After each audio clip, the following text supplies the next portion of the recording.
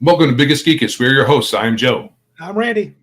This is episode 124 of our show, and the date is Tuesday, January 31st, Yeah. 2023. Dang it. I need to change that. Not 2. All right. I like these numbers. And now that we're in 2023 again, how is it going? Pretty good. Pretty good this week. Giving tests. DV Army is in the house. Yes, welcome DV Army. All the peoples. Thanks for showing up. There's several of you here. Yeah, 1, 2, 3, like 4. Like their name, Charles Anton Du Wan Ting, DJ. Do one thing. Yeah. All right, so we will be bringing on DM Blackwall in just a few moments. We just want to get our little intros in first, little prelude or whatever we call it. We don't call it anything. So no gaming this past week. However, there has been some developments with the Emporium that we'll talk about a little later. There's been some developments with the OGL, which we'll also talk about a little later. And we, I don't know, is there anything else to talk about? I got a little bit with my Big Geek Adventures, but that's it. Okay. I didn't make 7 more rooms. We're behind already. We're behind a little. Dungeon. So with Dungeon 23. L had said that earlier. He had predicted that early on. So yeah. So what? Yeah. We'll catch up. If not, we'll get done what we get done. In any event, hey, Mr. Ryan David is here. Yeah. And a perfect segue for us to pimp out Nerd Cognito. Right on. With Ryan and the other fellow. I keep forgetting his dang name. Come on, dude. Bert. Ryan and Bert. Right. I'm sorry if Bert is listening and I forgot your name. Anyway. Bert's a hardcore gamer. He probably got no time to listen to podcasts. No time. He's got the But fellows over at Nerd Cognito, you should go head on over to your podcaster or podcatcher of choice. Look up Nerd Cognito and subscribe before you even listen. I'll guarantee you will like it. Unless you have blue hair. You probably won't like it in that case. But we don't really, we can't really guarantee anything about you. Okay, Ryan. Bert's not important. Well, Sweet. I think Bert would probably disagree a tiny bit. I see they get along like we do, Joe. So it's cool. But they, they have a great show. They talk about a more broad set of topics than we do, but their show is around a half hour-ish, maybe 40 minutes, depends on what they have to talk about. They do interviews. They talk about tabletop gaming, board games, movies, comics, all nerd stuff. Yeah, very good. So, yeah, check them out. I enjoy it. I keep my eye out for that every week. And they are very fond of the left in our hobby. Very fond. They're very fond of the what? The left what? The left. Oh, yes. We don't. Well, very fond. Who doesn't really like the left? I don't know why you think this is a bathroom, Al. I don't see a toilet. That's not a mirror. That's a window. Ryan says Venger's on this week. Hey, Venger. All right. Good deal. Like that, dude. So. All right. So anything else you want to talk about before we bring on Mr. Blackwall? I got nothing new. Nothing. No exciting stuff to say about gaming, except I'm going to game this weekend. I'm going to game a lot, actually. I'm going to game tomorrow night for about an hour. And then I'm going to game Saturday. And you're not going to game. I'm going to game without you. Well, you want to start it before I can join. That's the plan. I thought whenever Joe starts work, I'm going to start 2 hours before and say, man, I wish you could come, but dang. Yeah, it's purposeful. It's almost a plan. You don't want your best player there for some reason. I don't know. Tomorrow night's my Rifts game where I play a little bit. So just a little bit of it. Okay, tomorrow, is it going to be broadcast live, or is that something he records and sends out? No, I think he's recording it. So recording it and then publishing it. I'm not sure. It's not the whole group. It's not the whole crew. So anyway. All right. Well, without further ado, here is DM Blackwall. Hey. Or a facsimile thereof. Yes. Yes. Good to be on here. Okay, Mr. Blackwall or Todd or DM, whichever way. Why don't you let folks know about who you are and a little bit about Horde Wars and the other things that you are involved in? Oh, sure. I've been playing RPGs of one form or another for, I don't know, a quarter century or so. And I started learning, I think on second edition D&D. But yeah, I really enjoy RPGs. I think they're one of the most fun forms of entertainment, actually. And my co-author and I, a guy named Nate, have decided to work on our own games starting about 3 years ago. And so we've got currently 3 different projects in development, but the one that is furthest along that we've worked the hardest on is Horde Wars, which is nice, Al. L, you're assuming his hue. Who Yeah, says you that don't know picture that's a has to picture do of me. anything with who he is? He may not identify as white. Give him a You may break. not even identify as a dude. Fair enough. Go ahead, Miss Blackwell. But yeah, so because we I mostly have played D6 and D20 based systems. Nate's had a lot of fun playing some D10 based systems as well. And we really felt that there was room for improvement, and so he and I really set out to kind of hack the game math to make a better RPG for fantasy. Okay. So we talked a little bit pre-stream, and you mentioned something about the statistics of the dice rolling. And yeah, do you have some kind of takeaway from what you've been involved in? yeah. So a few things. One is if you use critical hits as the maximum on a die roll, the smaller the die, the faster the game math, in the sense that combats get resolved more quickly. Right. And generally speaking, are more exciting. The trick is you can't also pair that with critical failures on a 1, where you have problems like original Cyberpunk had. I was going to ask you that. I was reading. I did in the little I guess the little starter pack or kind of little beginning course you sent us. I was wondering there was no auto fails, but there was an auto success, which was interesting. Yeah, and I'm intrigued why you chose a D12. Partly because we felt it was underused, and because it's divisible by a lot of different numbers. Mm-hmm. Mm-hmm. But as far as game math goes, like I'll give you a specific example of something we worked on. So our game's version of Fireball, which is a common English word, so you can't really make it your IP, right on. Is a attack roll on the part of the spellcaster against the defense of all the creatures in the area. If he hits, he does full damage. If he misses, he does half. Now, that speeds up the game math in 2 ways. The first way is you're only comparing one die roll number to the defense. You don't have to have a bunch of saving throws at potentially different variables attached to those rolls. Yep. And the second way it speeds it up is that the caster can crit.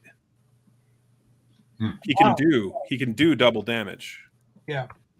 We saw that in our time we spent with 13th Age. 13th Age, we saw that. And I don't know, was 4th edition like that too? I didn't play 4th edition hardly at all, so I don't know. I would imagine it's had something like that in there because that's where they got some of their inspiration from. I don't know. I skipped 4th edition. Nate played it a little. Good decision, I would say. So you didn't play 4th edition. You didn't play 13th Age? Nope. I've played as far as like D20 based, I've played let's see, 2nd edition D&D, I've played 3rd edition, I played 3.5. I've played some kind of knockoffs of 3.5 that WOTC put out, like D20 Modern and that kind of thing. Right. I've also played 5th edition D&D. I've played a bit with Pathfinder. I didn't like the added complexity with fairly low payoff that they had compared to 3.5. You mean like the CMB CMD thing? Yeah, but also just I would like character creation not to take an hour or 2 hours. I would, if I meet up with a group of guys who want to play and they don't have characters ready, I want to be able to do that and play that day, Right. not tomorrow or next Tuesday or whatever. Right. Yeah. So that comes. That's mostly in the realm of an overabundance of game material. Yeah, I would say. Yeah. Or if you're not totally familiar with how to make a character, it can also slow you down because allocating all the little bits and bobs. Yeah. Yeah. Like for my game, the way we have it set up, maybe your first time it'll take a little longer because you might decide you want to read every option, in which case that's on you. Right. But if you have some idea of what kind of character you'd like to play in the fantasy genre and just go to those parts, you can make a character for my game in like 20 minutes, maybe 10.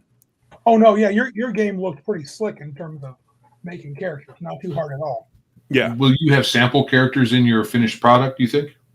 Yes, I've made 7 sample starting characters that we've been using as pre-cons for demonstrations like we did at Grand Con and like I've been doing on Gilded and so on, so that people can get into playing real quick. Cool. And then, Nate and I wanted our game to have an element of danger to it. And so you may notice that we've got a pretty tight limit on hit points. Yeah, I was noticing that. And even the healing was pretty restricted, right? Yeah, you can benefit from a healing potion once a day. That's it. Wow. Yeah, so now you could, if you get a full, now you said convalescent rest, if I remember correctly, 24 hours you get all your hit points back. That's correct. But the other full rest aspect there yeah, is we're using a D12, right, as the main die. We have a mechanic called Affliction, which basically stands in for exhaustion or also being cursed.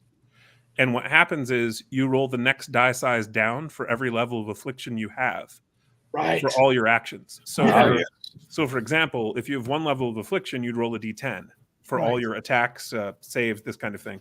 But you could roll a D8 or a D6 or a D4, and if you get to below a D4, you're either unconscious and in a coma, or you're dead, depending on what caused it to happen. Yeah. So you could have all your hit points back, but still be under some level of affliction. Right, because it takes a full day's rest for each level of affliction to recover. So do you have to have all your hit points back before you can start getting the affliction levels back? No, that's concurrent. So you could potentially be down for 5 days. Okay. Well, that's not bad. That's more cinematic and less, because the older versions of D&D, you could be out for weeks. Right. So, depending. Right. And then to me, go ahead. I'm sorry. To me, while that is realistic, it's not terribly fun. No. Right. No, you want to get back into action. So if I understand that then, so you could be like, have 2 affliction, be down a bunch of hit points, rest 24 hours. And if you rest 24 hours, do you get 1 affliction level back up?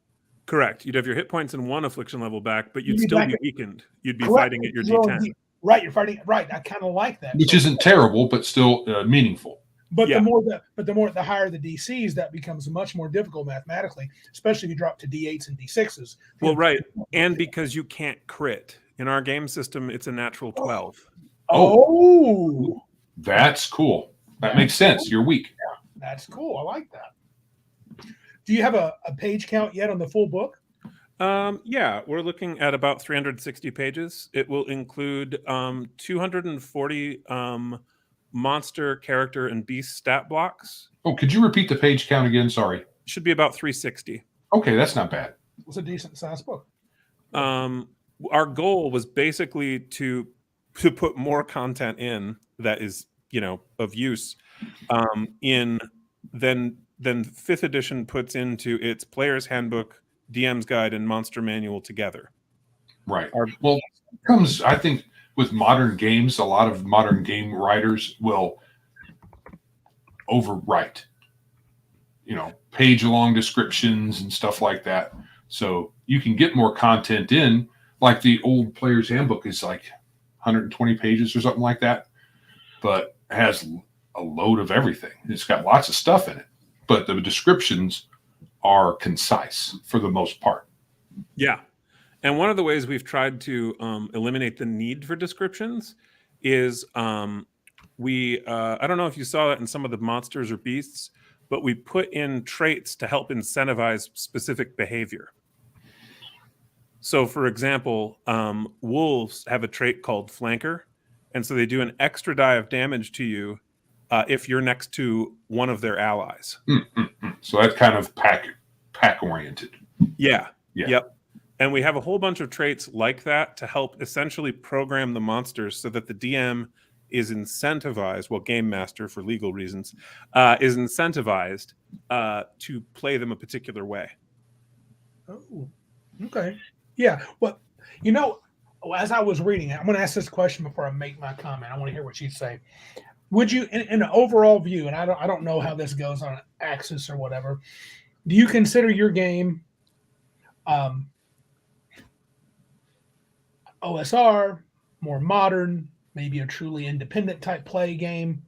And would you describe it as, more simulationist, more narrativist, something else, a gamist, or something along that line? I don't mean to bring those words up as if I have some great understanding of what that even means. Well, I will tell you the most flattering description I got first, which was from Victor Gorbachev, Marshmallow Man. Yeah. Yeah.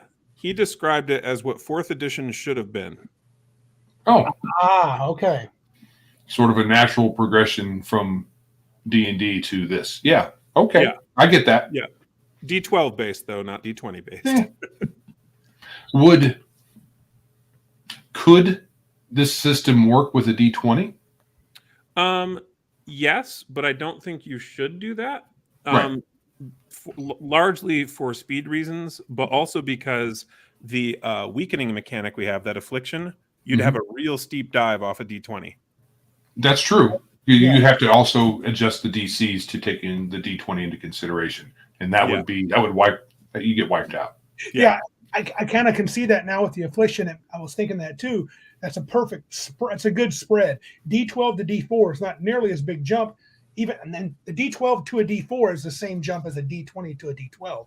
Is a jump of 8. So you're going to lose a lot in one affliction. That would make afflictions ridiculous. That is cool. Yeah, good. I like that. So do you have afflictions that do more than one level of affliction at one time?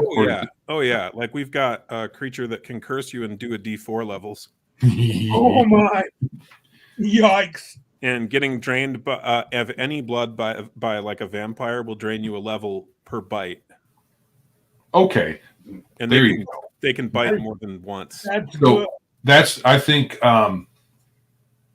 compared to almost every other level draining mechanic, that seems to be the one. All you're doing is knocking the die down one, plus whatever hit point damage that the vampire does. If you make it. If you went heavy into the affliction route as a dungeon master, and you wanted to give your players a little more, I was just making a comment, a little more break, you could use some of the DCC dice and scale the drops a little bit less. So you could go from a D12 to a D10 to a D9. Yeah. If you were D7, if you wanted to be really generous, then just swarm them with vampires. That's what I would do. That's pretty cool. And the name, it's Horde Wars because we designed it to allow you to fight large amounts of opponents effectively, like where the game isn't bogging down. That's been basically our biggest selling point as far as people who've tried our game at the convention we demoed at. What they really liked was the turn speed and game speed in general. That, like, we've had 5th edition players come and try our game. We had a new guy try in the last month. He's played now 3 sessions of our game, and he was pretty clear he doesn't want to go back. He would like to buy our game when it comes out, which is awesome. I just need a lot more people to try it. Because he got to do a lot more amazing things with a low-level character while still being in significant danger. That's cool. One of our sessions, like just actually our introductory adventure that we plan to include in the book, our introductory adventure has you fight, depending on how the dice rolls go, we had a little variance in there, somewhere between 35 and 45 goblins in a single session, as well as an ogre. And an ogre, okay. Varying stat blocks too. The goblins have a spellcaster. They've got like a heavy guy. They got like a champion. They've got a goblin king as well, each with their own stat blocks. So if you could compare, so the game is geared for how many levels? We were doing the D12, so we did 12 levels. Okay, and 12th level is the like pinnacle, or is there 12 levels? 12th level is the pinnacle, but essentially, if you are familiar with how the Epic Level Handbook worked in 3rd edition, there is the capacity to advance beyond that if you wanted. However, you wouldn't be able to continue to gain statistical improvements. Your stats would get locked, like your skill bonuses, but you could keep getting more abilities. Huh. That's preferable to just getting bigger numbers. Yeah. Sure. And we tried to keep it really we tried to keep the number ranges really small so that again, for game speed. Also, did you guys notice how turn order works in our game? Right, that was one of my questions. So you're going, go ahead, Joe. It's two different I saw two different things. One was clockwise according to how you sat down, right? Seat order. But that's just for everything except combat. When combat comes up, you roll initiative. Correct? Essentially, yes. But when you roll initiative, what happens is, going from the game master clockwise around the table, you compare that player's initiative roll with the highest monster roll. And if that player beats the monster, that player's top of round. If they don't, you move to the next person. And so what this does is it creates a very clear turn order, because you go clockwise around the table from whoever's top of round. And if none of the players beat the monsters go first. And then it's clockwise. And it's clockwise. So it's always clockwise. And so no one is unclear about when is it their turn, who gets to act next. So you could do some strategic seeding. Oh yeah, no. As soon as our players realized how that system worked, even at the convention when we had some guys come back for a second game, they rearranged seating to play with that mechanic, which told us it was working. That they had noticed how it functioned and wanted to try to manipulate it. Wow. Well, that works. I mean, it's a slightly different style of play, because most other games, it doesn't matter where you're sitting. Right. I've recently seen maybe one other game where the turn order is based on where you're sitting. But, that's pretty cool. And if you ever were running my game and wanted to really throw in some chaos, have a guest come in and play a monster and sit among the other players. That would drive them crazy. No, I've done that. The players they will literally switch seats with each other in response. That's funny. Well, you might want to make sure you have plenty of room to maneuver around your table. Yeah. All They're right. like, oh, he's playing a monster? Okay, we're going to move around this way. So, and I guess you could do it. You could also, I guess if you want to add a little bit of variety as a DM, I know the DM should roll once, but if you had monsters you considered much faster than the others, you could always have two different rolls, and you could place a token in between two seats and say that's when these fast creatures are going, if you wanted to just mess with them some. Yeah. And I've done that a couple times. We've also experimented with reversing the rotation, where you basically do a coin flip as to whether we're going clockwise or counterclockwise. Oh, interesting. Yeah. And so that's also fine. That works pretty well. Clockwise seems to be clearest up front for people who've never tried our game to just get. Right. And then after that, you can throw on some variations. Right. Well, it may be a challenge going forward, considering there's some article out there that says that some young people don't even know what a clock is. Yeah. But what about I liked your death mechanic because it reminds me of the one that I run when I do old school, where you die in a D4 rounds once you hit 0 hit points if you don't get help. Do you roll that out in front of the players or not? Oh, let me answer that, but just a second. Reactionary principle. Yes, the monsters act on the when you get to the game master. Yes, yeah, that's correct. Yeah. And the death mechanic, no, the player rolls openly, Okay. and that's a D4, and that's how many rounds till they bleed out and die. Nice. When they hit 0 hit points. It's possible to like try to stabilize or to try to stabilize or to like give a healing potion to someone. There are a few of the careers for our game can do battlefield healing. Oh, The priest, the warlord, and the acolyte can do battlefield healing. The warlord's is a small amount, but he can basically do a rallying cry like once a day and give everyone a few hit points, which is enough to get up downed characters. Right. And then the other two are more powerful healers. Yeah. I guess I would be tempted to roll that D4 myself secretly behind the screen because I would like the players to feel pressure to get to that person. Well, that's the interesting. Think 3 or less rounds is pressure enough? Well, that's the thing. Rolling it openly seems to increase the pressure, actually. Oh, okay.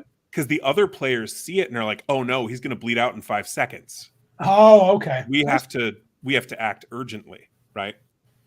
And then, but yeah, I don't know if you guys caught it when you read through, but yeah, our system's designed. There's 21 careers, and it's designed so that you basically pair up 2 careers to build your character. Plus the species, and so it works kind of like the game Smash Up in a way, right?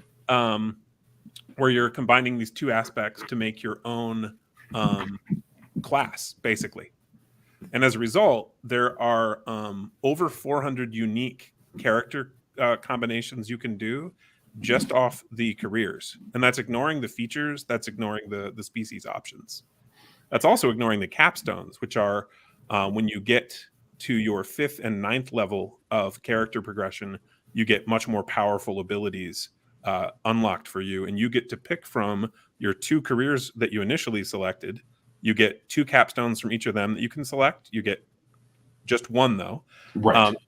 And then you could also pick a capstone from the race you're playing. Like if you're an orc, you can choose to become a giant orc and wield large size weapons and that kind of thing. Ryan agrees with Randy. Well played, Ryan. You are a wise man. Yeah. And then as far as the goal there is to increase replayability, right? And but you're not going to have a character that goes from 1st to 12th and gets all of the abilities from both of his careers. No, he'll only ever get 2 of the 5 capstones he has access to. Right. Oh, okay. And so you could. That's one of the reasons why you could keep progressing past 12th level, in the epic level handbook style. But also you could play the same general build for your character up front and wind up with a very different character at the end, like when you play the game again. Oh, yeah, that is kind of cool. So I noticed with picking 2 careers, are there any invalid pairings, or are they any combination is allowable? Any combination's allowable, except for there is a variant of the Crusader that, if you play, cannot be combined with Priest. Okay. But all the mainline available stuff, yeah, you can pair up anything you want. Is the Crusader and the Priest more like due to flavor in the world and to your setting? It's actually due to who they're worshiping. So the Crusaders worship a different god than the Dark Crusaders. Okay. And the priest worships the same god as the normal Crusader. So that pairing is allowable. Yeah, that pairing's fine. But if you choose to play a Dark Crusader, you can't play a priest who worships a different god. So your setting is kind of in some way even is tied to your game rules. Well, actually, that's part of the way we're embedding information.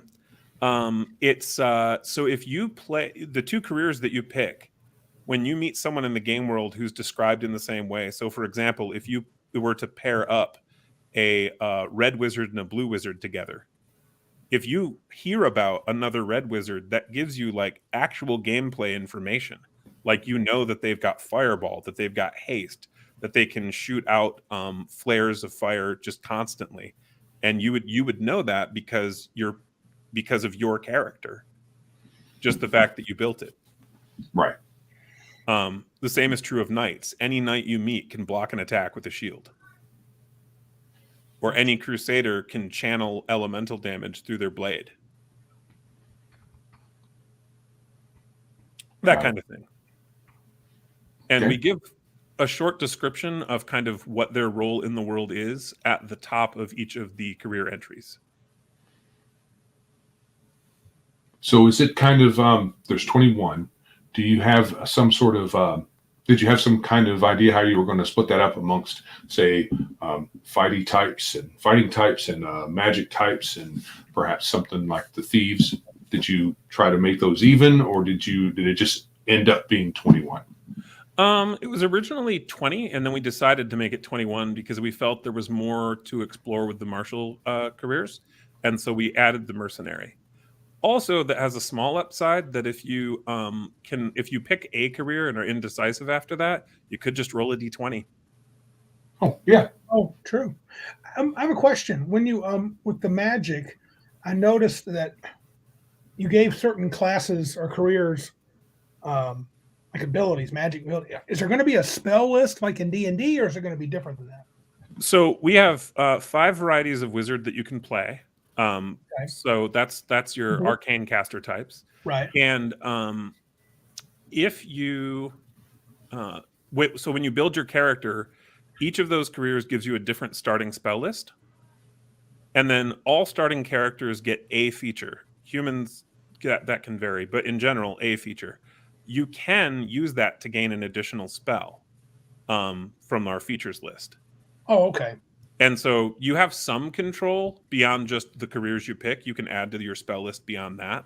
Okay. And then when you gain a new level, you can advance in either career, which could change what spells you know pretty wildly.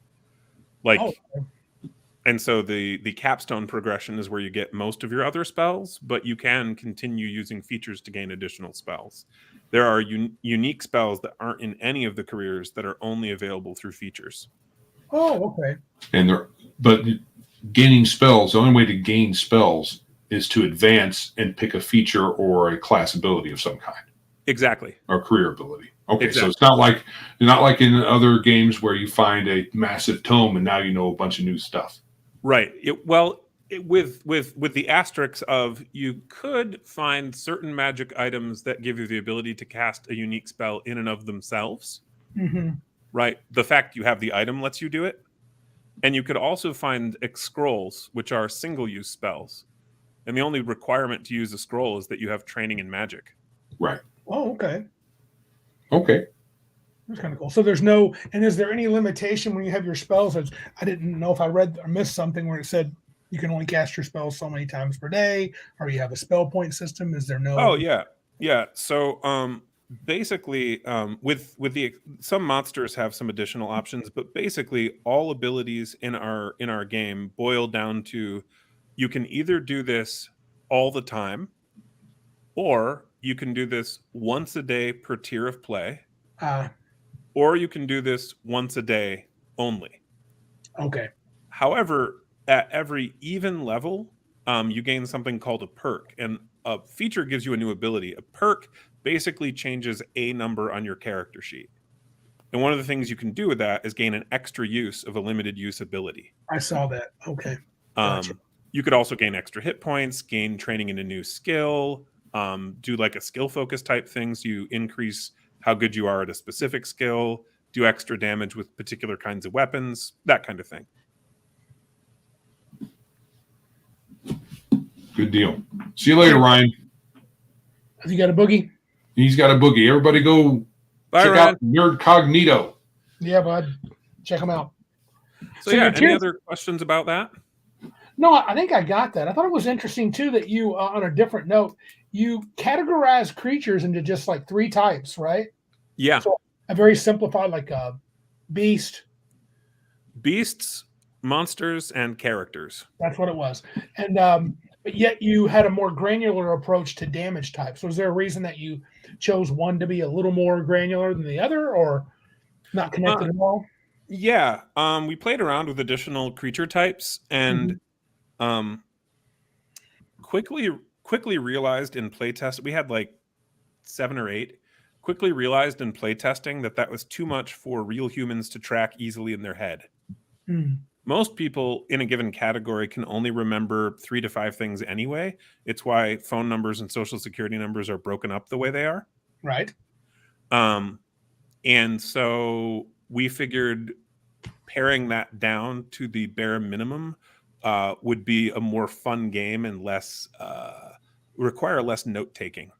And that's exactly what happened in our playtesting. When we made that change in playtesting, the players were picking up a lot faster what type of items worked better against what kind of creatures, and also we're making like strategic choices with their equipment to like have a special weapon to fight beasts, right?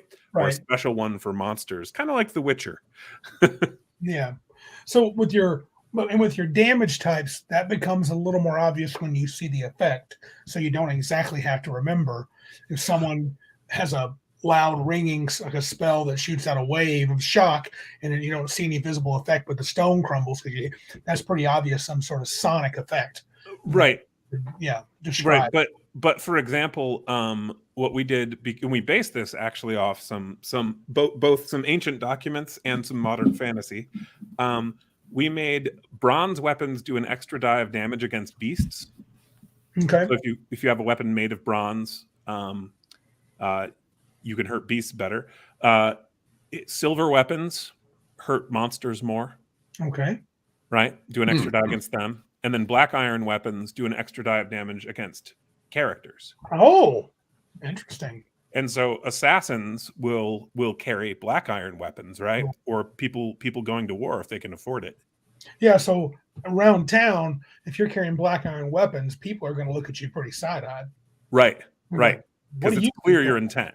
Yeah, what are you up to, dude? You kill people for a living? Okay. Yeah, that's interesting. Yeah. Whereas someone carrying silver might be thought of, oh, look, he's an adventurer. He kills monsters. Right. That's cool. Yeah, that's pretty cool. And then you can get like a normal steel weapon as well, and that, and then you just aren't extra good against anything in particular. And I'm not asking you to give the baby away with the bathwater, but I noticed there were no magic. I didn't see any magic items listed. Do you not do the +1/+2 thing like in D&D? So we do have. Let's see.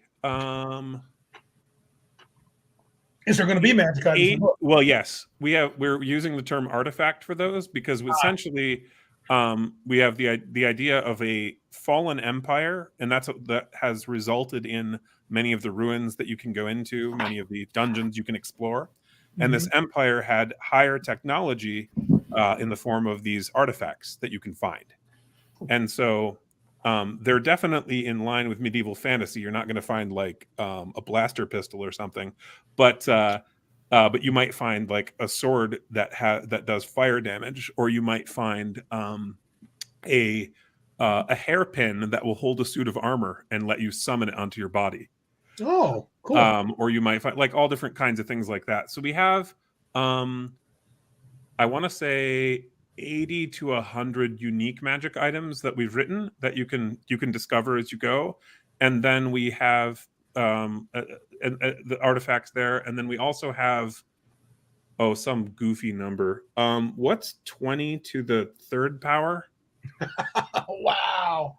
Number of magic weapons that you can roll up. 8,000. Oh, we can roll. Oh, tables. Fun. Yeah. 8,000. Yeah. Well, we figured the weapons would be a bit more of a thing people would be interested in. And so we wanted to make a very large capacity to get those.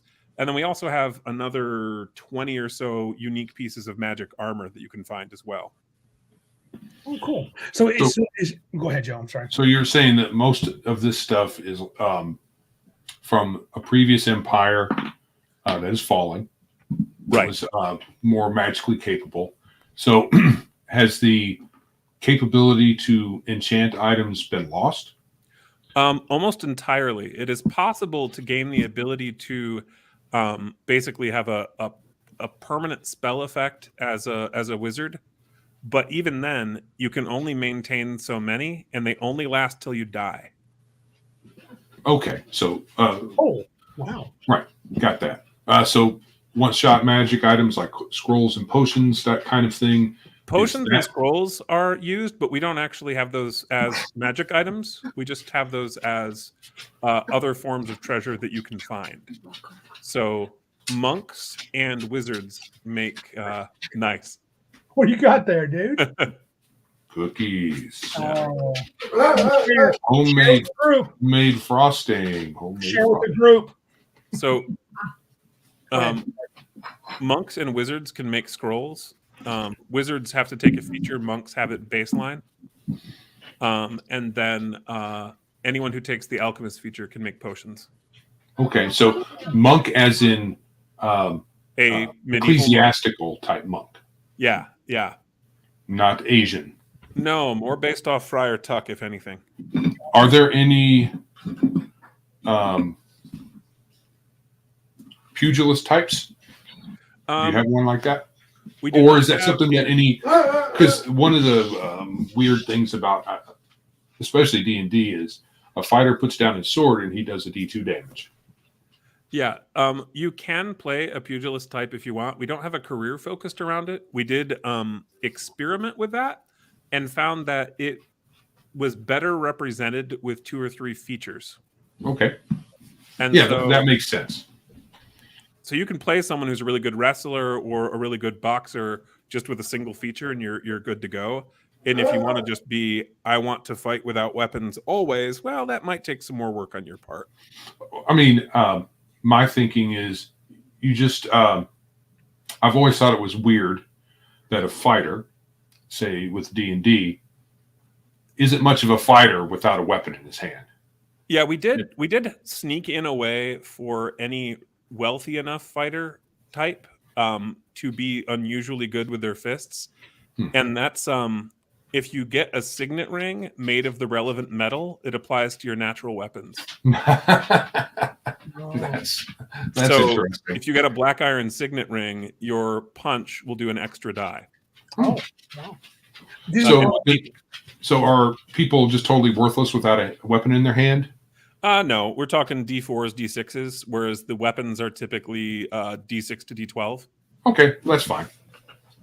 Do you think, is your game such that when it comes out, is it going to easily port to a different setting? Could someone just take the rules and run their own game without the Horde setting?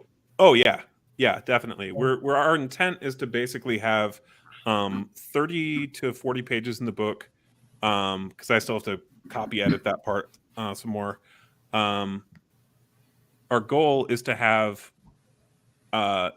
enough setting to get you going, have an introductory adventure, have descriptions of nations with like 3 adventure locations for each of them, and then have like a starting village and probably about a dozen or 2 dozen adventure locations around that.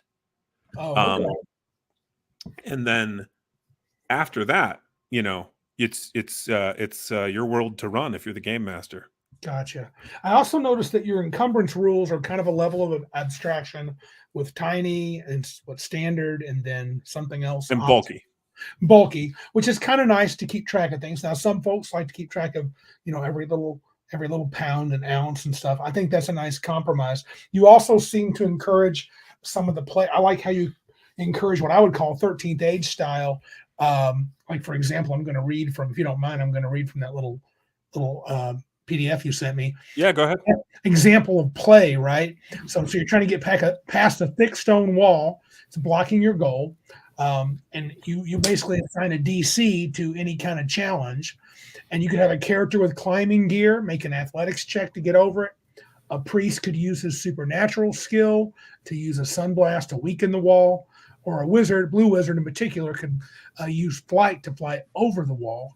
Though I don't know if that would be a roll. No roll, because you could just do it. Sure. So you keep that. So yeah. So it seems like you encourage, like 13th Age does too, for players to be creative. So that it's not like, well, get the thief so he can get over the wall. He can climb over and hook it up. Oh yeah. You Oh other- yeah. Yeah. Oh yes, and like 13th Age, you do have, but to a much lesser extent, you have a meta currency, right? Am I remembering that right? Yeah. So our currency is actually based on copper, silver, and gold, but we used crowns for gold, marks for silver, and pence for copper. Okay. And the reason for that is in part because we have this history of this ancient empire that used to control this area, right? So there was a standardized currency prior to its collapse. And if it's a hard currency like that, there's no reason you wouldn't continue the same weights and Right. measures. Well, what I was meaning though was a meta currency, like hero points or something like that.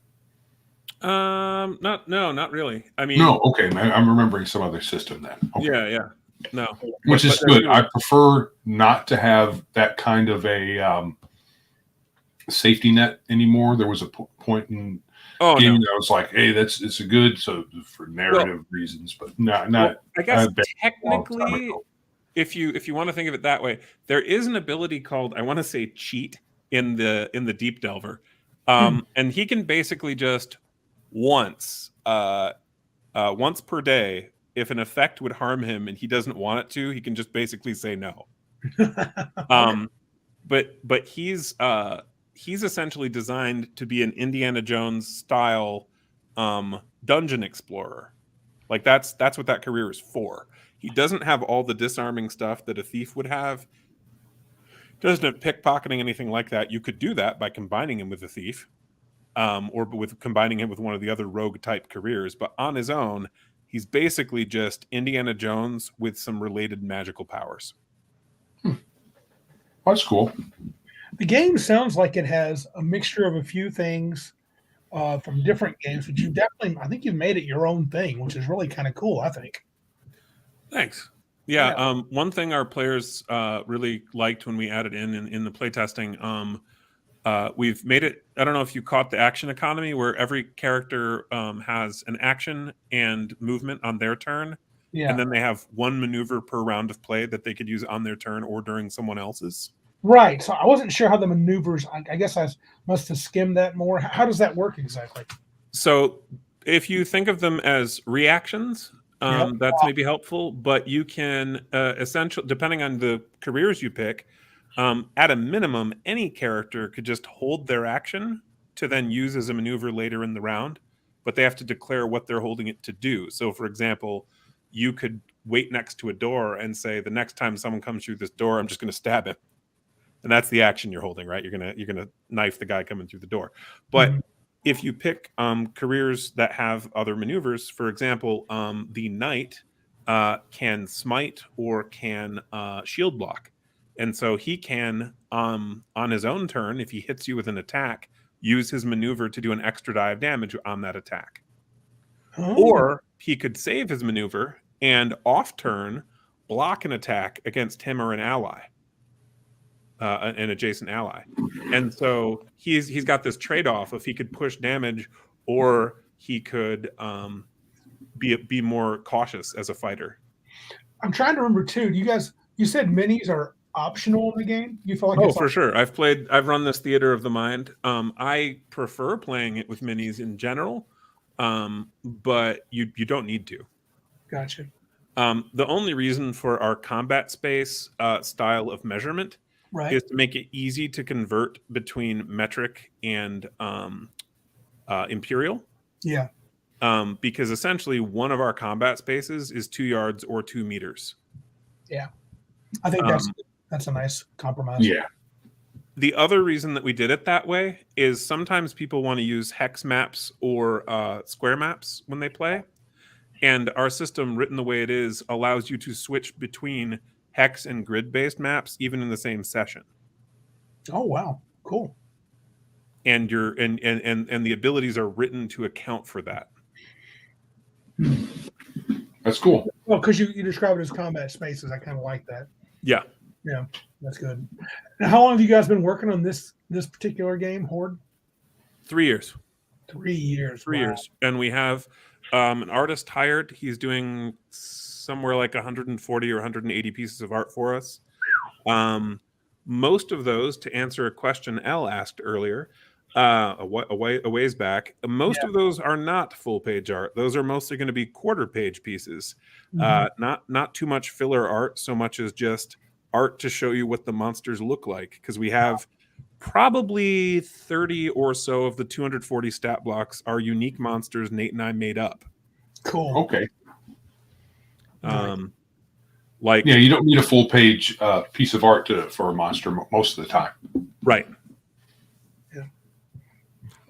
One thing that you guys might enjoy if you get the chance to play test with us, our dragons are not exactly a species. There are things that make them all dragons, but each of our dragons is a unique creature with its own set of abilities.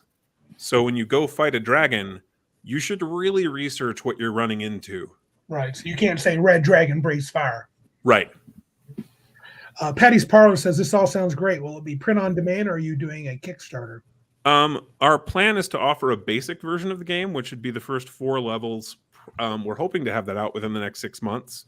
Ideally on Big Geek Emporium. I'm basically waiting to register for us to basically we have to file our LLC first. Yeah.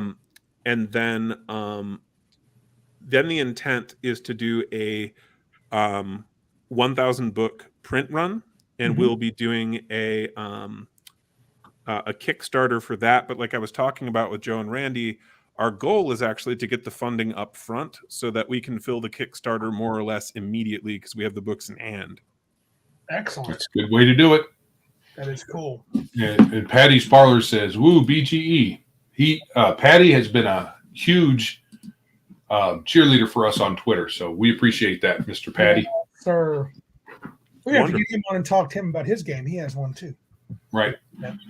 So, so that basic game that you want to put on to the Emporium, is that going to be for sale, or is that going to be for free? That'll be for sale, but will be pretty cheap. Nate and I still have to look at pricing, but realistically, I mean, that's anything we sell from that is just going to be going into helping us fund our print run. Sure thing. And it's a third of the game. We're already paying our artist out of pocket. Right. You know? And so, I think that'll be pretty fun. It'll probably be between somewhere between like $1 and $5 for the basic game. And we'll probably include 60 to 120 of the monster stat blocks in there. That's pretty good. And then we'll also include all 21 careers, but only the first 4 levels of progression. So it won't have the capstones in it, but you'll be able to play a host of characters. That sounds good. Any idea of page count? On that one, no, because I haven't done the formatting for it yet. I could estimate it. I would estimate that it would be about 180 pages. It would be about half of our total. Wow. Content. Most of this is written. Like I've shown you guys a sample for that, but like I said, we've been working on this for a while. Right. I'm still working on like a half dozen stat blocks I want to get refined of the 240. Do you have time? This is a side note. Do you have time to play other games, or are you mostly just writing? I do. I'm involved in an ongoing oh shoot, what's it called now? The name's escaping me. It's a D100 based game. It's the direct successor to Middle Earth role playing. Rollmaster. I'm involved in an ongoing Rollmaster game. Are you playing the brand new one? Have they got the brand new one out? No, it's the old one. I'm playing with some guys who were there for the originals. Well, the new one's out on PDF, but not in print. Oh no, we're playing with the physical books. Yeah. Right. Bruce Lombardo of Dick's Division says that your game this game reminds him of SOTDL, Shadow of the Demon Lord, I believe. Is that what it is, Bruce? Shadow of the Demon Lord? That's got a lot of love, especially with that game a lot. Yeah, that could be. I'm not familiar with that one, but I hope you guys get the chance to come try it out. I think you'll really enjoy it. And as far as the physical book, our Kickstarter, if we're able to get the funding up front, isn't going to be for the full amount of the print run. We're only going to try and sell like half maybe, and then the intent would be to put the other half up for sale, like on Big Geek Emporium, because if we have the physical books and are able to recoup just whatever money we're getting from other people off our initial Kickstarter, the rest can just go can be put online for sale. Nice. Lady One says he's ready to pre-order now. Well, that's awesome. I got to wait to register my LLC, or I'm going to get nailed in taxes. Yeah, done, dude. Cool. So at that point, then, if that works out the way you just described, you won't be doing print on demand. You will be doing inventory. Inventory print runs, because basically 1,000 units of a book is around when you can get the lowest price for printing. Gotcha. And so pretty much if we sell 900 of the first 1,000 units, accounting for 10% breakage or ones we give away as samples, that would put us at break even plus maybe $4 or $5 grand. But after that, then we can operate with a significantly healthier profit margin, which also, because that's, get enough breakage and that's nothing or negative money. But once we get that done, after that, the print runs should be able to sustain themselves in cost. So will you still do them in 1,000 book chunks? 1,000 or 500, yeah. Gotcha. Yeah. Cool. So you would try to make sure I understand this, Joe. So you would try to get enough for 500 books from the Kickstarter, even though you already have 1,000 of them printed. Yes. And the hopes would be that you could then put them on Big Geek Emporium. They would order it, and you would deliver it. You would do the delivery. Exactly. Yep. That's very cool. Yeah. Yep. So, right. So does Joe have more information? So in case we can swing over to your neck of the woods and play. Yeah, I sent him my phone number anyway, so it should be pretty straightforward. Cool. All right. But yeah, that sounds good.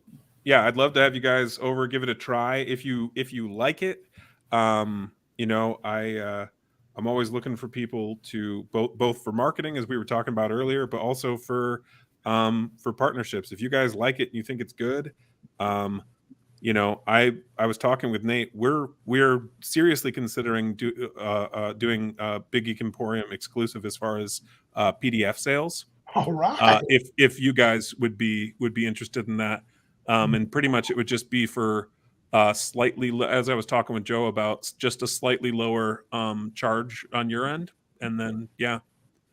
Martinson's trying to get you to come to CabinCom, DM Blackwell. I don't know if you've heard our podcast. We have a yearly get together. Some of my buddies up here, we go up north and we have a little 4-day cabin and convention. Convention is a strong word. I would be happy to, but someone would have to pick me up though. That's the asterisk. Oh, that's right. You can't drive. That's the problem. I can't drive far. My leg got crushed about 1.5 years ago, and so I can drive some now and walk some, but I can't be making cross-state runs. Cross-city is difficult. Yeah, this would be a haul for you. Yeah. Why don't let's see if we can't get together maybe. I'll talk with Joe, see if we can work it out. We'll come your direction and we'll see how if we enjoy the time together and we like the product, which right now I think it's kind of cool. So I'm excited to sit at the table. So I want to do this. So yeah, that'd be great. And then we've had our artist who's working on the game primarily is Simeon Cochran. He doesn't have much of an internet presence, but he's been involved in a ton of other games, a bunch of other Kickstarters. Really good artist. He did some concept art for us for the sci-fi game that we're also working on separately. Cool. Yeah. And then John Torres, or the Basic Expert, has also done art for us for our game, specifically promotional posters. And I think we'll probably, because I talked with John about this, probably use one of those as the cover on the PDF as well. Oh, okay. Fantastic. That is really cool. Oh, so any other questions, guys? I mean, I don't think so. You have anything? I have nothing. I know it's getting. You said getting close to the time. You may have to. It's close. I have a men's group that I'm involved in, and they should be arriving shortly, but they're not here yet, so we're okay for the moment. I don't know if All any of the people in the chat, do they have any questions they want to ask DM Blackwall about this? Well, Patty made something I forgot to mention earlier when we were off stream. He has drawn up a little exclusive badge for Big Geek Emporium. So Cool. if you're interested in putting that in as in your book, I will share that with you. If not, that's cool with you. Yeah, that'd be great. Okay, I will send that off to you. I don't know about you guys, but I'm guessing the same is true for you. When I was a kid, you'd see that kind of thing in books all the time. Yeah. Right, exclusive. Yeah, I mean, it's not like we can offer anything for being exclusive. Yeah, we're not really taking a cut now anyway. Yeah, we don't. Our sales are pretty low, so I mean, I love that you want to do this, and it'll be mutually beneficial. And by the time you're ready to do this, things may be way different. So yeah. as far as all that goes. Weird guy, to answer your question, no, I have a limited internet presence. I mean, I've got a Twitter account that you can see some of the concept art on. You can also see like a game logo on there. I was looking for your handle and I couldn't find it. Let me quick pull that up. So that is at capital D, capital M, underscore, capital B, and then the rest of Blackwell. So that's why I didn't use an underscore. I just spelled it out. Yep. I'm also on Guilded. I'm on Discord. Estimated release. So we're hoping to get the basic game, like I said, in about 6 months. The full game, we're looking at 18 months, and that's largely because we're waiting on art, because it's going to take our artists some time to churn out 140 to 180 pieces. Bruce says pin his to the front page once he has his stuff there, Joe. I don't understand what he means. I think he means on Big Geek Emporium. Can you pin his? You could. That's what he means by benefit, probably exclusive. Yeah, I could have something up there. Here's our exclusive content. Yeah, that's a good idea. Duh. Yeah, that'd be cool. Okay. Yeah, we're learning too, brother. That's super obvious. We're learning. But our and in general, you know, Nate and I, as much as possible, do business with people locally rather than large corporations when we can. I think that's better for people in general. Right. Well, the larger the corporation gets, the less you know who's really running the show. Yeah, for sure. Yeah. What else was I going to say? The other games that we're working on, which are further along in development, though, use a similar engine. And so if you do like Horde Wars, if any of your audience winds up buying it and enjoys it, we are working on 2 other games running off a similar engine that I think you'll also get a kick out of in different genres. Very cool. That's neat. And I also didn't mention, I talked to you guys before. Horde Wars already has over 1,000 hours of playtesting with 60 to 100 unique playtesters, most of whom have played our game somewhere between 3 and 40 times. Wow, that's actually really good. I sometimes wonder if I'm betting Wizard of the Coast doesn't do that with their products.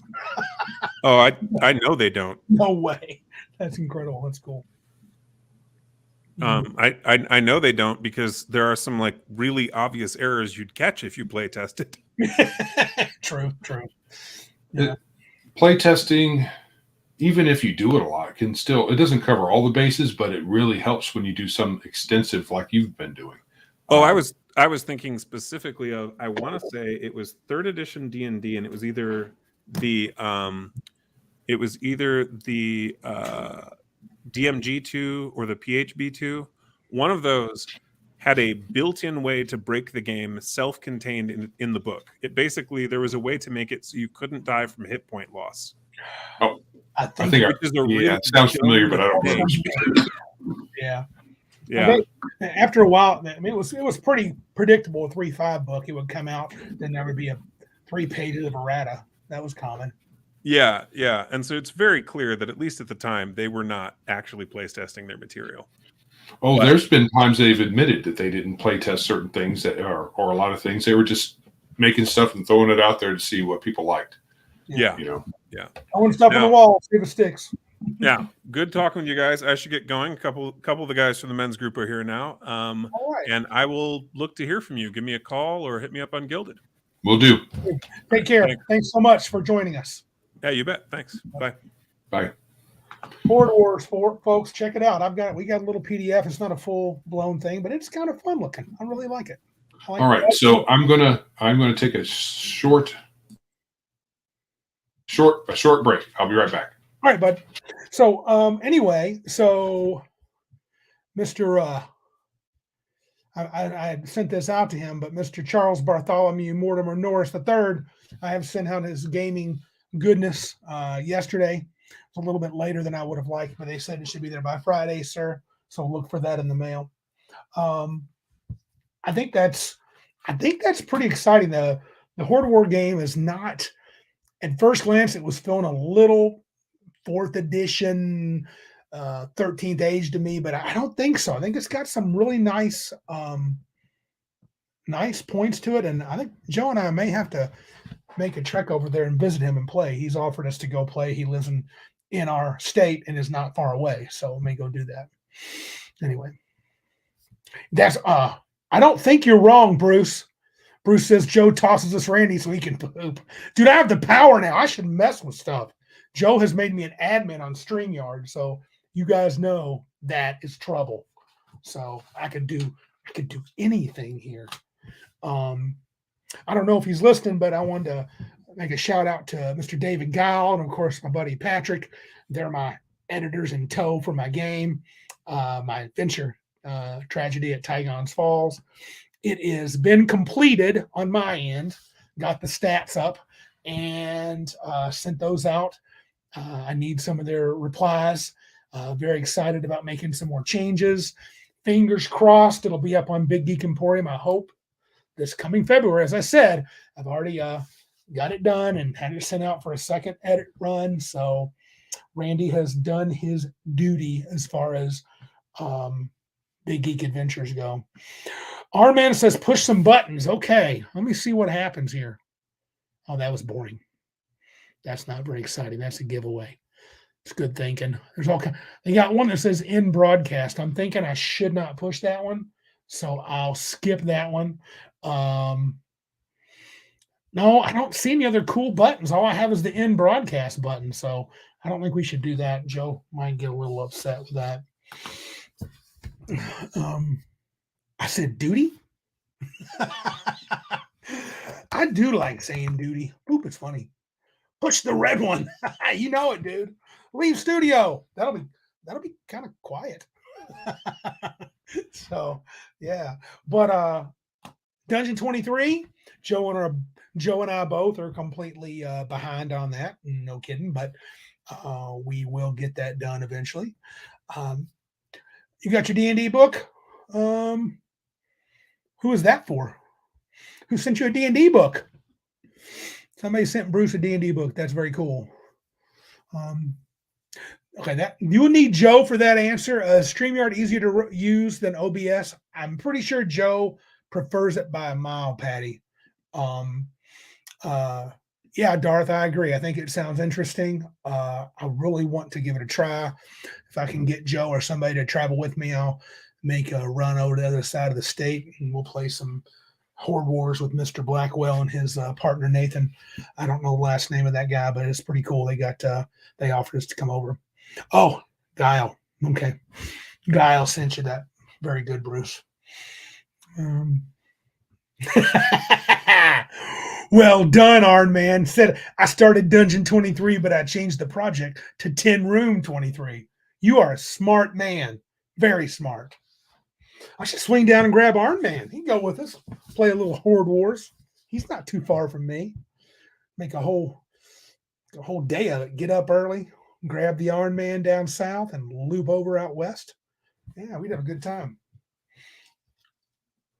So, what else do I want to talk about? What about, I'm going to start the OGL discussion without Joe. Gotcha. Okay. So Sorry. Bruce says, no. BGE sent it. That would be Guile's book. Did you get the D20 one, I guess? Yeah, that's Dungeons and Delvers. Very nice. Okay, so Weird Guy asks, what states are we talking about for Cabin Con? We were talking about the state of Michigan. Con is a strong word, okay? I don't want to confuse Cabin Con with what we hope will be Big Geek Con, but Martinson answered, it is Michigan, sir. It is Michigan. So we get together, and a con is a very strong word. It's more a bunch of 20 or so guys getting together and gaming all weekend. We have a bunch of cabins. We get on the lake and eat a bunch of food and talk a bunch of crap and play a buttload of games. It's super fun. Yes, it's a beautiful, that Delvers and the D20 version is a beautiful book. Is it not, Bruce? It is a beautiful book. I think David did an excellent job with that. Yeah. Could call it the Big Geek Escape. Yeah, it's kind of. Oh, you're talking about the convention I'm working on instead of Big Geek Con? Yeah, that's possible. It's got to at least have big and geek in it, so we'll figure that out. So I guess you guys have seen. It's pretty earlier in the week that WOTC has apparently. They said we are going to put the 5.1 SRD in the Creative Commons. Joe's going to have several links from Professor DM, RPG Pundit. He probably watched it. I don't know. I guess it's weird that, by putting that in the Creative Commons and claiming, I guess they're claiming now that 1.0 OGL is going to be left alone. I don't think they've said that it's going to be irrevocable.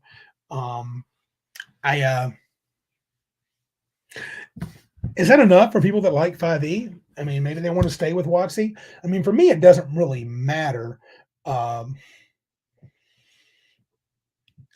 or not WOTC does this or doesn't do that, because I'm out anyway. I couldn't trust them anyway, but that's not the reason. I mean, I was out before. Joe and I have been out on WOTC for a while, but I really am glad for those people, like even some people on here that have 1.0 OGL in their books and are worried about getting hosed. I think WOTC's at least allowed that to be something to hang your hat on. I was never going back to WOTC nor Paizo, so I don't know if that really matters. I would probably suggest personally that anybody that was, panicking because of what WOTC was going to do probably should still get their stuff divested of WOTC stuff anyway. That's what I would do. I wouldn't mess with it. Patrick says Cabin Con is bigger than some paid conventions out there. It's bigger to us, bro. We think it's quite the shindig. I can't. I don't know if I could even put I may have had a few Gen Cons back in the day that were close, probably as fun as Cabin Con, but yeah, I don't know. Actually, Patty, I can't. He says I could talk about LOTFP's video from yesterday. I could not because I didn't watch it. I've been meaning to. Been a little bit busy. Yeah. What is this for? Hey, Randy, here's a suggestion. The Big Geek Cabin Campaign, BGCC. Not a bad idea, crafting gamer.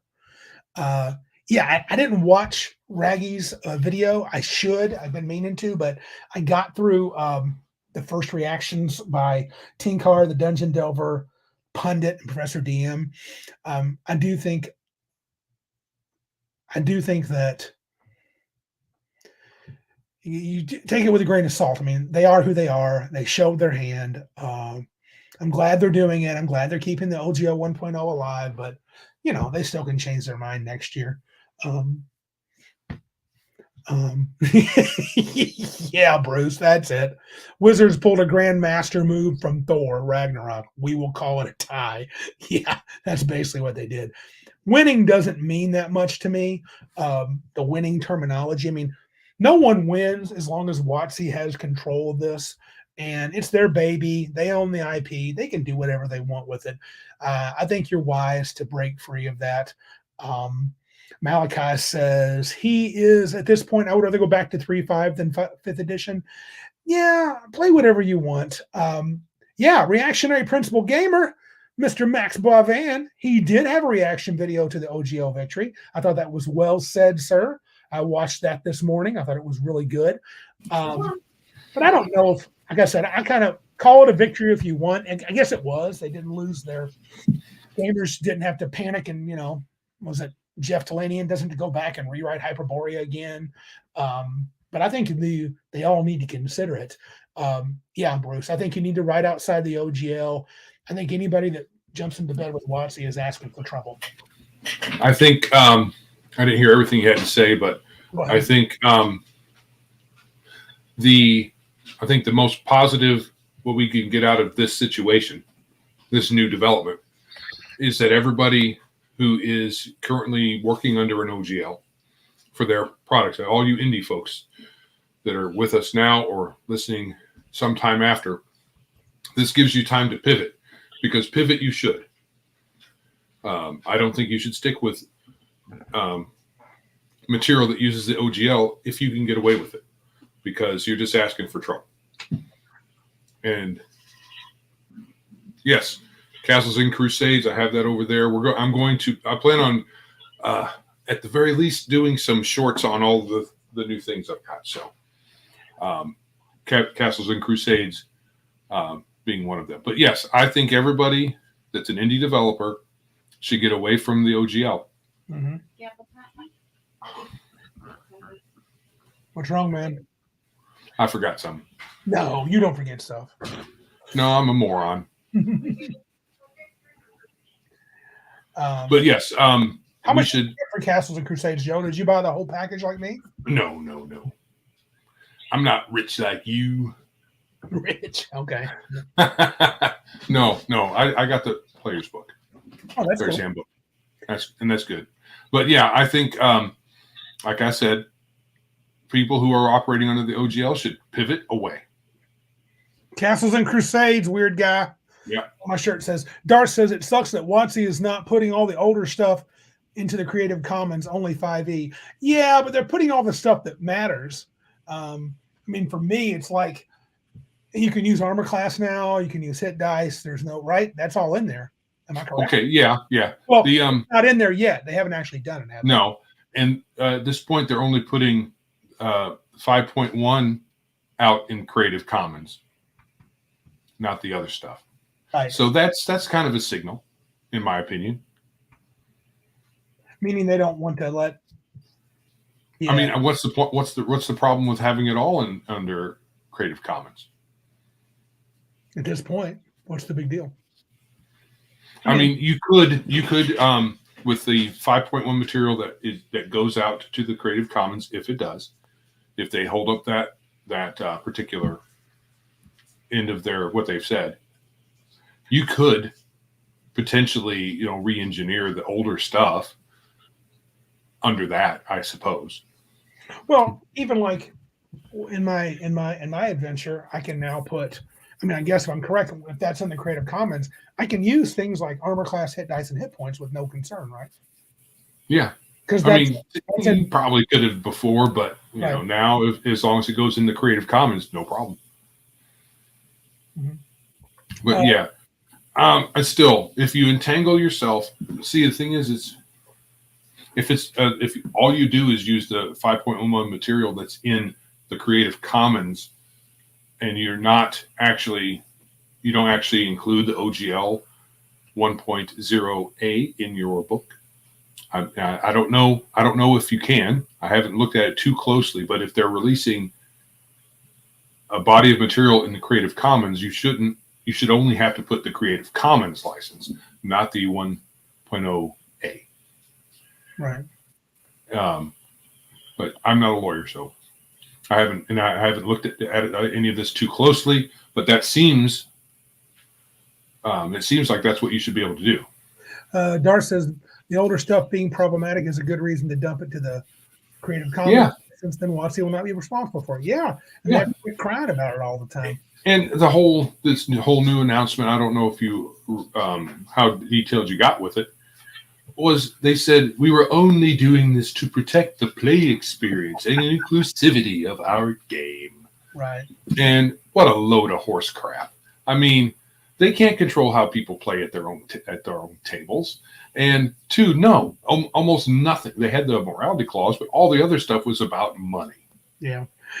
Even Mr. Boivin and his show this morning that I saw, that's what he was saying. No one can control at his table anyway, except him. Patrick Demo says WOTC fanboys are trying to separate Gary Gygax from Dungeons and Dragons, like Harry Potter fans are currently trying to separate J.K. Rowling from her books. Yeah, that sounds like a task. I mean, stupid. Wow. Gosh, I hope so. Mr. Boivin and I were talking about how crappy 4E was, and he said, and it might be the same with 6E. Fingers crossed, bro. I hope so. Man, I hope so. They have lost whatever creative juice they had at one point. Even WOTC had some, because they had lots of good product out there, at least for 3rd edition. But and some people really have accolades for a couple of early 5th edition releases, but they don't have that anymore. They've lost their mojo, which is why they were doing this. That's the reason why they were doing this. They lost their mojo. They have been losing their butts because they've been making crap. And then once free money was, once the free money, pandemic free money stopped, they have to figure out some way to make money. Martinson says, I am hold on. He says, I have to make an announcement, Randy. I am a plant for WOTC for your gaming table.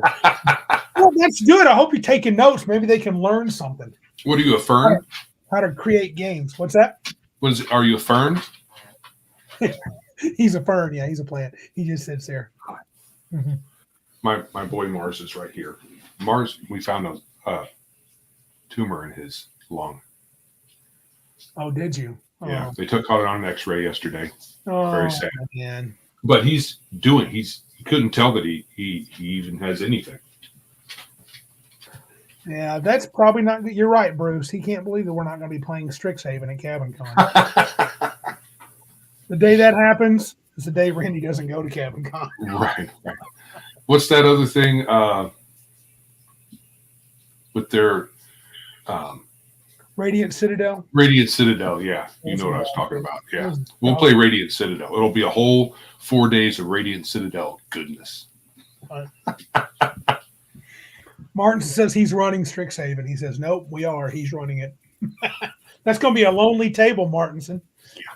We're going to put him out by the farthest cabin by the lake and say, don't fall asleep or you'll wake up in the lake. I've always thought it would be funny on some level to pull. Yeah, anybody here who's old enough to have seen a movie called Meatballs? Oh yeah. Remember at the end, the guy in charge, they put his bed out on the lake, and you saw him floating along, sleeping because his bed. I guess they put it on a boat or something. Anyway, of course, it would only be so funny. I mean, definitely wouldn't be funny for the person whose bed was momentarily floating in the lake and then kind of sank, and it's always cold water in there. I would laugh even if it was me. Patty says I would laugh if it was me. Do you guys play war games at CabinCon? We haven't yet. The closest we had came is the old Heroscape. I brought that one year. It got played one round, and that was it. That doesn't mean we won't. No, it just means we haven't. We just haven't. Yeah. Yeah. Meatballs had Bill Murray. Yes, it did. Bruce Lombardo of Dick's Division, and it was a fun movie. I think I was in grade school when it came out. Yes, Patrick, I agree. That would be fun. Or at least it came out in reruns at that point. Yeah, I remember that. When Bill Murray was actually a young man. Just, I think, one of his first movies after Saturday Night Live. I don't know if this... I'm sorry, Joe. Did you see on a different note, did you see the Tinkar's comment on his video on Drive-Thru and Roll20 about them being ready to throw folks to the wolves? Dude, that's another thing, man. It sounds like people need to just get on board with Big Geek Emporium. Yeah. What it sounds like. Because they were ready to just hand people over. If WOTC pull the trigger, we're done. And it's dumb. Yeah, it is dumb. Because what percentage of their total creator base are indies that use the OGL? it's got to be a lot of them. You would think so. And if they just cut that off, they're cutting their knees off to spite their face, or whatever, their nose off to spite their face. I mean, because that's got to be some income. Patty says, can't promise I can afford to go, but it would be cool to print some of my zines to send your way to play with. You print them, we'll play them, brother. Popular game. Yeah, the Crafting Gamer. What's your most popular game at your Cabin Con? So Cabin Con is a once-a-year event. I don't know. At one time, we had a campaign really rolling. A Pathfinder, kind of based on everybody being gladiators, and expanded, and it kind of lost its mojo. But initially, it was something we played for several years in a row, in and outside of Cabin Con. That's all right. You push all your jokes, Crafting Gamer. We are not offended. It's a good try. What idea? What did I miss? He was saying he said we should call our Cabin Con Big Geek Cabin Campaign or something. I forgot. Something like that. So that was pretty good. Yeah. We used to be a big Pathfinder. Patrick says 13th Age had a run too. We played a lot of 13th Age. Were there other games that had as much? Of course, the 3rd edition mechanics was good early on. I think after the Pathfinder run, it kind of broke off into multiple games again. Yeah, you got some folks that want to run like their own. We have a guy that runs his own system, and he runs a bit of a gonzo game. He's got people that like his stuff. We got a lot of D&D variants that are being run. We have Pathfinder still being run by some people. Pathfinder 1, nobody has run 2 to my knowledge. 13th Age gets a little bit of love. Savage Worlds gets a little bit of love because I run it. Aliens by Free League has been run a couple of times. Martinson ran that once. I ran it before. So that's kind of And Patrick does that a lot. He definitely uses Cabin Con to test some of his ideas. Hopefully, we got a big test this year. Do you think we're going to be able to display that sweetness we're working on, Patrick? We got a little coolness. We got months to go. Yeah, we do. So hopefully we can. I need to get started on my games. I think I'm doing Savage Worlds. Truthfully, Martinson's right. Whatever I run's awesome. Well, sure. Okay. There's at least two reasons for that. One, Randy won't play a game he doesn't really know well enough. Mm-hmm. So when he's playing a game, when he runs the game, he knows it, and you're going to have a fun time. Also, a lot of people don't run games. Yeah. Yeah. So now last year I didn't run a single game. Right. So cool. Right. Well, over time, I think we have the DM pool has shifted from 1 or 2 or 3 to at least half our crowd is willing to run games, even if like me, you're not that great at it. Well, and just because you don't do it much. And right. The truth is, I want people to run games at Cabin Con that enjoy it. I mean, if they don't enjoy running games, don't. We got people that like to run. I mean, we got Dave, we got Philip, we got you, John. John's taking a break this year. I want to have some non-fantasy games for John because he really wants to play some non-fantasy. So I'm going to be running some Savage Worlds, I think, and some maybe like sci-fi or stuff. Weird Guy says, do you guys prefer to run rules light stuff so it's easy to get up and running with new? I do. Not all the players do. Joe has no issue if someone said, hey, let's run 12th level 3.5 characters. Joe likes a little more meat on the bone. But if I have a choice, I would run Savage Worlds and 13th Age because I know Joe made a good point because I know them well and I can just get busy. Here's some characters. Let's do it. And of course, any version of D&D, that's not a problem for me. We also have a really good rapport within our group where even if, let's say Randy forgets a rule, it used to be, argument time. Yeah. But at this point, we've all gotten to the point where we're like, let's just move on, do something, let's go. Who cares? We might discuss the rule, but we're not going to hold up play for it. So even at our home tables, so we just go, we roll. There's no point in slowing things down because of minor issue with rules. Yeah, it's rare that we get into if we get into any kind of debate, and that's a mild debate. Somebody's trying something crazy, and like, what should the chance be? That's kind of weird. Yeah. I mean, it took some time, but we worked that out, and it's not like we had gotten into fist fights or anything like that. We just talked about stuff, and eventually we came to the point where it's more beneficial for us to just keep going. So that's what we do. Good night, weird guy. I think I saw you. Were you on Friday Night Chill stream this past week? He got to get out of here, get his son to bed. That's cool. Good night, weird guy. I think we should transition into some random geekitude. Patty had a question that could lead us into it, Joe. He says, any updates on the new site? Well, I did not have time to do screenshots. So I can, Shucks. well, I can do something right quick. But There's some updates. essentially, was it Monday? Yes. Yes. Yesterday, I got pinged by my devs, and I have access to their development directory where they have the new site development going on. So at one point, all I had were some design documents, some screenshots that said this is what it's going to look like, but they weren't active pages. But now they have it's not a copy of the current site. It's a theme. It's a WordPress site, so they have basically a dummy site, and they're developing the theme for the site as it's going to be. And so it has many of the pages ready. I didn't get to look at the admin side, so I don't know exactly what they have going on, but I will have that access sooner or later.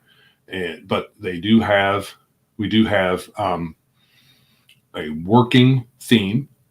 There are some issues to iron out, some lorem ipsum text still in there to figure out. Essentially, in the programmer world, there is something called lorem ipsum, and it's essentially phony Latin, and it's a placeholder text. So instead of trying to figure out what the text is going to be in a spot, you just put some text there, and then you style it, and then when you have the copy ready, then you just put it in. So we have, I think it looks about 80-ish% done, maybe 90.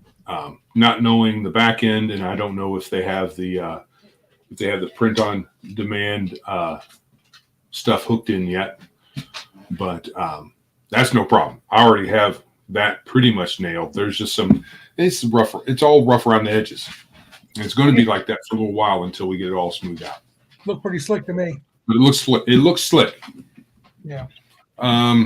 Let's see here. Let me see if I can. I've already talked about Dungeon 23, how we've really got nowhere with it so far. Iron Man said he's turned that into the 10 room 23. That's what he's doing for the year. Well, we have 24 rooms. We do, but they're not all detailed. No. Arnman says he is calling his next illusionist Lorem Ipsum. That's great. That's cool. Let me see if I can share it like that. Mm-hmm. Actually, F11, pop that out.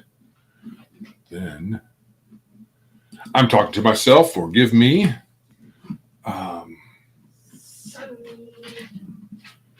setting up a screen to share.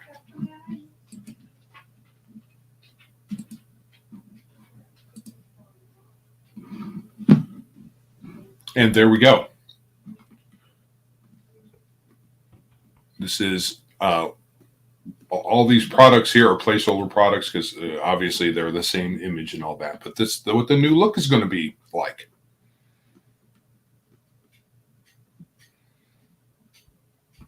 I'm going to go back to the top. What I was really impressed with was this here logo. I really like it a lot. Mm-hmm. Funny story. Yes, thank you, Patty. So one, I'm proud that I've been able to acquire this. Number one. Number two, thank you for telling me how much I suck. Oh well. But it's honest. Joe can't be pretty and good at doing stuff like that. It wouldn't be. No. So, but what day was it? I think it was Sunday night or Saturday night or Sunday night. I just woke up at like 2 a.m, or woke up at midnight. I'd gone to bed around 10:30. It was like midnight, 12:30. And I had kind of this idea in my head for what I wanted maybe for a logo, because, we're kind of in flux with that for Big Geek Emporium for the front page. And I was thinking it needs to look like a game book, and this kind of does. This looks like it could be on the cover of any RPG book. It really does. And that's really what I wanted. Mr. Boivin says, and I did not communicate that at all with the devs. I know this looks so much better than drive-through, but that's pretty low bar. I think so too. Yeah. All right. 28 millimeter RPG's got a live stream I need to check out. I didn't know he had one, so it's good to see him tonight. I haven't seen him for a while. Yes. Hey, 28 millimeter. You haven't been around here much lately, but thank you for showing up. Yes, Thanks sir. for coming by. Yep.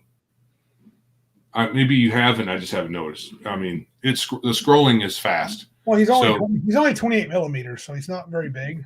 Oh, so easy to miss? Yeah. Oh, well, thank you, Patty. Well, here's the idea. We don't have as much stuff, so drive-through looks pretty busy. He's just little. So, yeah, let me log in right quick, and I can show you what the vendor area looks like. Joe's showing off the sweet stuff today. Sweet coolness.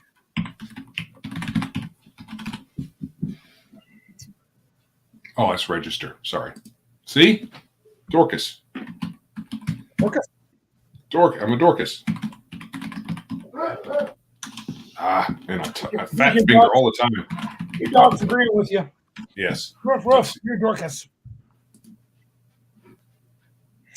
I'm going to ask these guys. They're talking about something that's going to get a lot of dead air here, but about the Renegade. So since I don't have it, I only have the one dummy product that I was making, and there's nothing to it. Oh. Yeah. I didn't put in a shipping address yet. See, this is what I should have. Did you see that? What does that say? Well, I clicked editing to edit this product. And really that should show up when I'm buying it, but it also should show up here because print on demand, when you first set up a product, it needs to have an address to send your first copy to. And I don't have a way of, and that's just my lack of knowledge of how WordPress works, of having an alert come up saying, hey, you don't have a shipping address, or even just the alert coming up and clicking it, and it directs you right to that part of your account where you can add it in. That would be good, but I don't have that. Anyway, this is how, and with the current iteration of Big Geek Emporium, you can't have a product this is my RPG product. It has the option to do a PDF and or print on demand as one thing. You have to do two separate. Here, it's set up to where it's all one thing, which I'm sure a lot of creators out there who are on the site will appreciate. So, it'll be a much more simple process. Good deal. Yeah, so there you go. Nice. So, Were you able to get the phone call from Big John going or not? Do you know if you figure if there's been a No, no? I did not. This is what I can do though. Mm-hmm. I can. Whoops. Yeah. Stop. Then do that.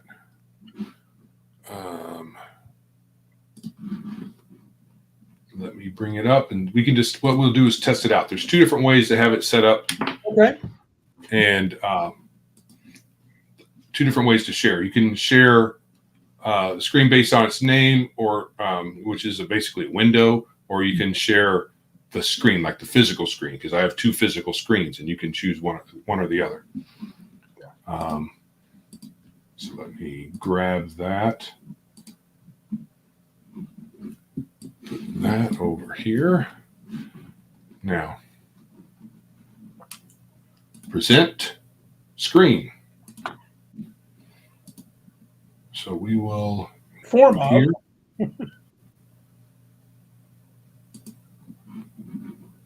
So you tell me if you can hear.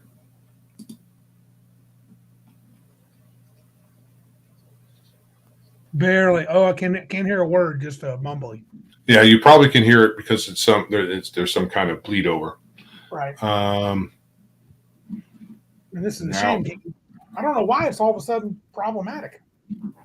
People who make software often make updates and they think they've done something clever and they really haven't. Right. So this time I will do screen. I will do it by screen instead of by window. Right. So that's the only two options I have. Gotcha. Not a sound. Huh? Can't hear it.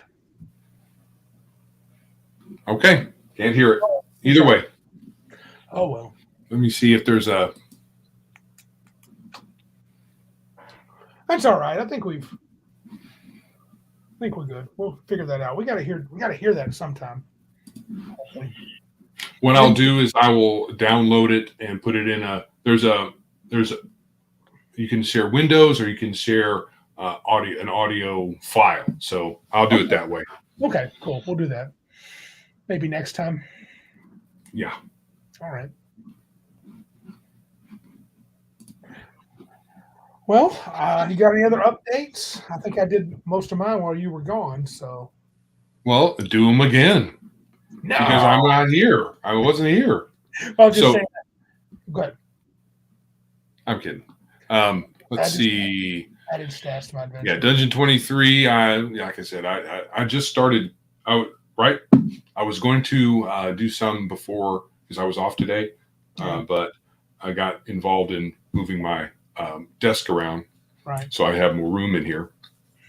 So that didn't happen, right? So yeah, I was at work, graded papers, had no chance, but I want to get it done. So hopefully this weekend I'll have something. But as I said, told everybody else, my adventure has now got stats for the monsters that are important. Sent them off. David has responded, said he's working on it, and I will get him and hopefully Patrick's response pretty soon about what they think of the game and any kind of suggestions they would make. I'm hoping not very many because I want to be done with this dang thing, and I want it on Big Geek Emporium in February, at least by the 30th of February. Yeah, because February's tomorrow. I know. Well, I got it out by January. I actually got it out by January, so that's good. Yeah. Alrighty then.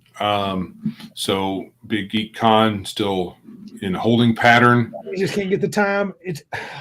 I'm going to keep working on it. I got to get myself, find some time. I don't know what I'm going to do, but I'll try. Do we need to recruit somebody to pick that piece up and help us out? I'm not sure. I feel like I want to control that. So no, not yet. Let me see. All right. I mean, I hate to say this, but Big Geek Con may have to wait one more year. We'll see. All right. I'll talk to you off air, but I'm not confident now. Not because of the place. We'll talk about it off. All right. Gotcha. All right. So let's see. I think we got everything in that. All right.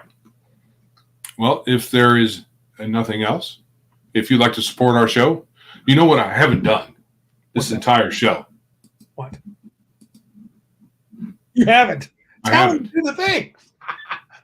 That's why they You have. know, at some point or another, we should have, there should be like an alarm or something that says, tell the folks to subscribe, you idiots. So yes, subscribe, hit the like button, hit the bell for notifications if you're watching on YouTube. We'd appreciate reviews, and spread the love by a word of mouth. I think that is the primary way to get us out there, apart from us going on other shows as well, live streams and podcasts and whatnot, which we should try to do. So yeah, do all that stuff. Subscribe. If you want to help us out in other ways. What was that? Patty says, is the logo going to change much? I can whip up a new stamp super quick. With the new site, he means. I'll think. If you want to whip something up and let's take a look at it, that's cool. I'll shoot it off to Randy, and then we'll make a decision one way or the other. All right, and that's another thing. Anybody who wants to just do something like that, here's a graphic you can use, or something along those lines. That's another way you can support us if you have some talents that we are missing, which is most of them. So limited talent here. Yeah. So yeah, you can help us out that way. You can head over to PayPal or Streamlabs or Anchor temporarily, or Ko-Fi. And there's stuff happening with Spotify. Spotify bought Anchor. Spotify laid off a bunch of folks. I haven't heard if it's the Anchor folks or not, but that's kind of typically what can happen. Right. But so how long Anchor is going to exist as a funding source for podcasters is, iffy. So yes, you can head out over to PayPal or Streamlabs or Anchor or Ko-Fi. All of those places are good if you want to directly pay us or directly donate to our cause, which is our wallet, essentially. Or you can go over to Big Geek Emporium. We don't currently have a commission, but we do have merch. And I was working on some extras today, a 30-ounce mug. Thank you, Mr. Randy. I did have T-shirts of my own. Oh, really? But I gave one to Randy, and he decided to keep it. And I gave one to Philip, and he decided to keep his as well because they fit. Bad mistake, dude. So I've got to get a couple more. And Jenny just reminded me I didn't get her one, so I will have to get her one. Did you hear that? Heard something. She said, "No, I don't want to wear your stupid shirt." Dang. It's tough when your wife says no. Yeah, it's a tough crowd. So yeah, yeah, we have some merch on there, and that's going directly the little bits of the change I get out of that exchange. At least I get to keep all of that for Big Geek Emporium and its development.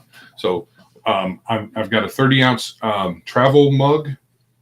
I haven't published yet as a product, but it will be up soon. Cool. And I have to work on a new graphic because I just have to modify the one we have so far, right now. Oh. Because there's going to be a tapestry you can hang on your wall that I'm going to have back there. Very cool. I want one. I'm going to get one. Yeah, and they're not that expensive as far as I can tell. So yeah. We'll see. We'll see how it works out. I'm going to hopefully we'll have a 30-ounce mug, travel mug, tapestry. I'm working on something for hats. And if there's anything else folks want us to make or me to put up in our merch shop with, yes, hats, then let me know. I will gladly explore other types of merch. There was one weird combo item on this site where it's a mug or some travel mug cup thing and a Bluetooth speaker mixed together. Yeah, the same item. I'm like, oh, yeah. There can't be that much. Yeah. Either you got a chintzy speaker, yeah, or you don't have much volume inside the thing. I would absolutely love a hat. So Yeah, I'm going to see if I can. Oh, yes. Thank you, Martinson. I was thinking stickers. I'm not a big sticker guy, but I know a lot of other people are. Mhm. So I need to put up stickers as well. I haven't seen that as an option, but I don't see why it's not. So, yes. All right. Anything else you want to add before we get the H out of here? No, man. Let's get out of here with the H, whatever the H is. Alrighty then. This is Joe. And I'm Randy. And remember, if you can't be big like us, then be geeks like us.